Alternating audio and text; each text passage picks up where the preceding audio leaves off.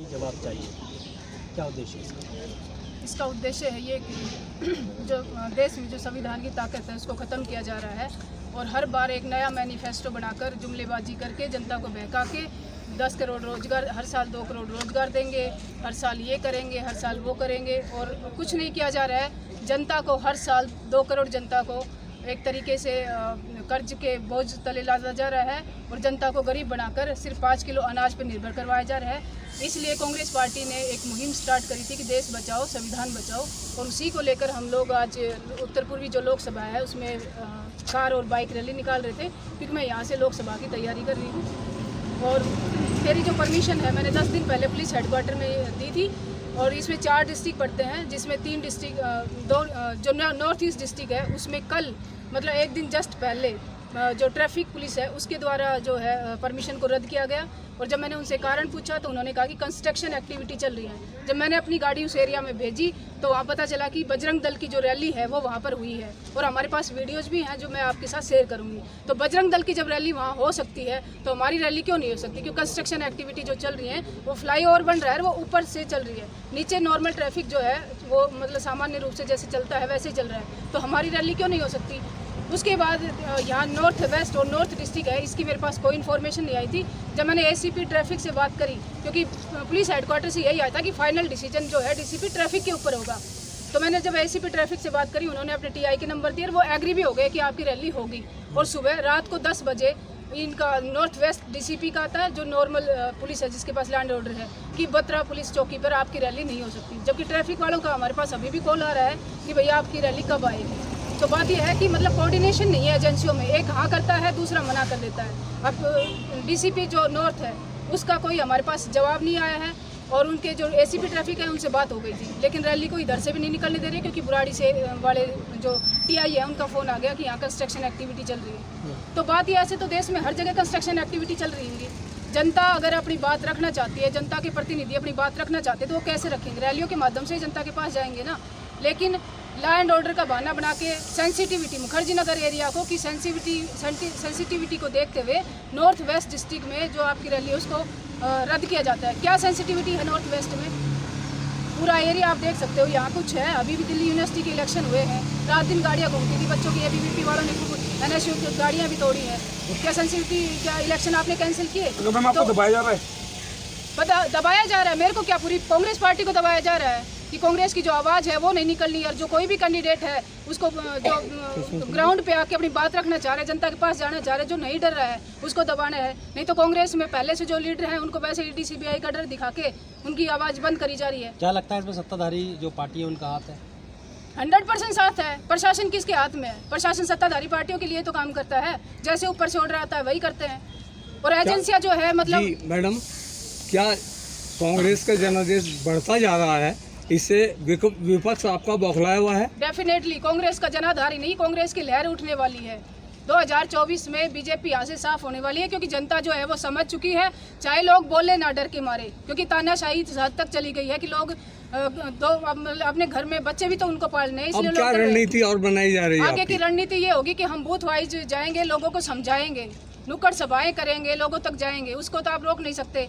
अब जो सेक्शन 144 दिल्ली में 24 घंटे लगा रहता है, बताओ। सुप्रीम कोर्ट ने बोला है कि पिछले इतने सालों में सेक्शन 144 इतनी बार दिल्ली में लगा है, उसका कोई कारण बनता है? तो 5 से ज़्यादा लोगों को तो ये मना कर सकते, लेकिन 5 से कम तो नहीं कर सकते।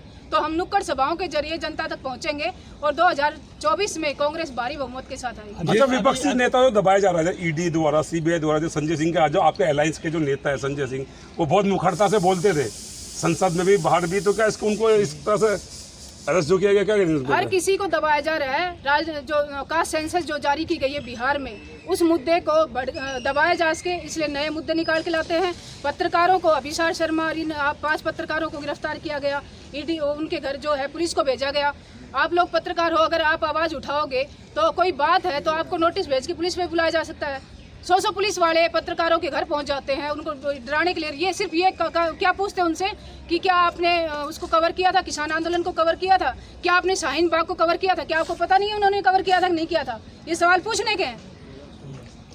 अभी लोकसभा की तैयारी, आप बात कर तैयारी कर रहे हैं लोकसभा की, तो आपने मुखर्जी नगर इलाका ही क्यों चुना? मुखर्जी नगर इलाका इसलिए चुना मैंने क्योंकि मैं यहाँ इस इलाके में 12 से 13 साल से रह रही हूँ।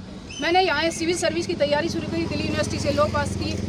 तो इस ये जो एरिया है और इस एरिया से जो कैसे डेमोक्रेसी के 4 पिलर हैं, जिसमें से एक पिलर जो है वो यहाँ से तैयार होता है ब्यूरोक्रेसी का।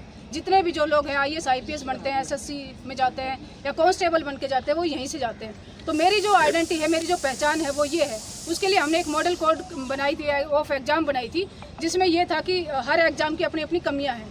सबसे पहले तो जब आपके इलेक्शन जो है वो 5 साल में फिक्स डेट पर, फिक्स टाइम पर होते हैं, तो बच्चों के जो पेपर हैं वो फिक्स डेट पर क्यों नहीं होते?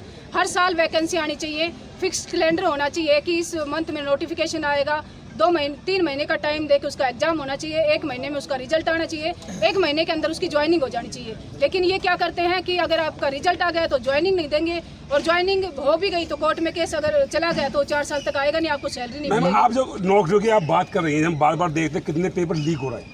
बहुत से आदमी 4-4, 5-5 साल तैयारी करता है, वो पेपर का टाइम आता है, मालूम पड़ा पेपर लीक हो गया, उसके पूरे सपने रह गए। इसका रीजन क्या है? उसी के लिए हमने ये किया कि हर रोज हर पेपर आउट हो रहा है। एक पेपर ऐसा नहीं इस देश में जो आउट नहीं हो रहा। कहते हैं कि UPSC के नहीं होते थे, आज UPSC भी जो है उससे मतलब वो नहीं रही है, UPSC के पेपर भी होते हैं।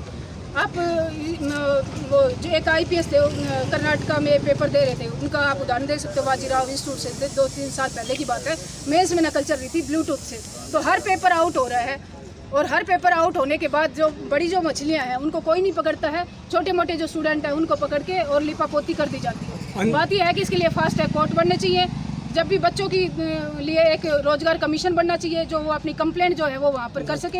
हर साल जो हर 10 साल में पॉपुलेशन के हिसाब से रोजगार बढ़ने चाहिए, क्योंकि 2.4% रोजगार है हमारे यहाँ पर सिर्फ जो गवर्नमेंट सेक्टर का है। जबकि गुड गवर्नेंस देने के लिए आपके पास वेस्टर्न कंट्रीज की तरह 10 से 12% गवर्नमेंट सेक्टर का रोजगार होना चाहिए, तभी आप गुड गवर्नेंस दे पाओगे। आपका मेन मोटो क्या होगा? जनता आपको चुनकर भेजती है।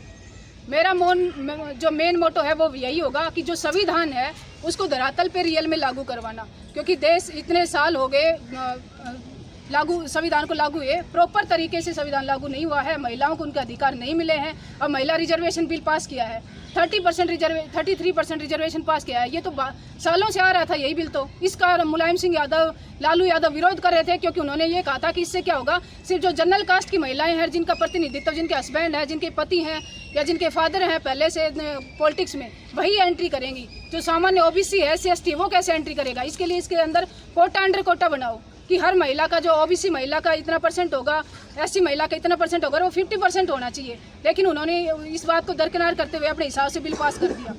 अपने क्षेत्र की जनता के लिए आप क्या संदेश देना चाहेंगी? जनता के लिए ये संदेश है, समय रहते हुए जाग जाओ, वरना 2024 के बाद ये देश नॉर्थ कोरिया बन जाएगा, चाइना बन जाएगा, जिसमें 1 नेशन पार्टी है चाइना। उसके बाद कभी इलेक्शन नहीं होंगे। ये संविधान, ये अधिकार, ये बोलने की आज़ादी, ये सब खत्म हो जाएंगे। मनुस्मृति टाइप का जो संविधान है वो लागू हो जाएगा।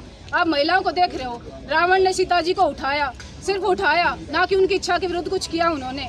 आज तक उस रावण को माफ़ नहीं किया जा रहा। हर साल उसका पुतला जलाया जाता है दशहरे पे। लेकिन जो मणिपुर में औरतों को नंगा घुमाया जा रहा है, एक बच्ची 12 साल की MP में, वहाँ पर एक घर घूम रही है कि मुझे बचा लो, मुझे बचा लो, कोई बचाने वाला नहीं है। ऐसे महिलाएं नंगी घूमेंगी इस देश में, कोई बचाने वाला नहीं होगा। मैडम, आखिरी सवाल आपसे, यह जो रैली निकाल रहे थे, कहाँ से कहाँ तक जानी थी, इसको रद्द किया गया? ये रैली मुखर्जी नगर से निकलनी थी, और जो उत्तर पूर्वी दिल्ली है, इसके पूरे 10 विधानसभा पड़ती है, इसमें से ये निकलनी थी। और मैंने 10 दिन पहले 29 तारीख को पुलिस हेडक्वार्टर में दी थी, क्योंकि 2 से जब ज़्यादा डिस्ट्रिक्ट पड़ते हैं तो आप पुलिस हेडक्वार्टर में देते हो, सारे डिस्ट्रिक्ट नहीं घूमते। उसके बावजूद ही मैंने हर डिस्ट्रिक्ट को मेल भी कर दिया था, और उसके बाद मेरे को प्रॉपर टाइम से पहले नहीं बताया गया। बाहर से लोग आ रहे थे, कोई UP से आ रहा था, कोई हरियाणा से आ रहे थे, कोई राजस्थान से आ रहे थे, हर किसी की एंट्री बंद कर दी गई।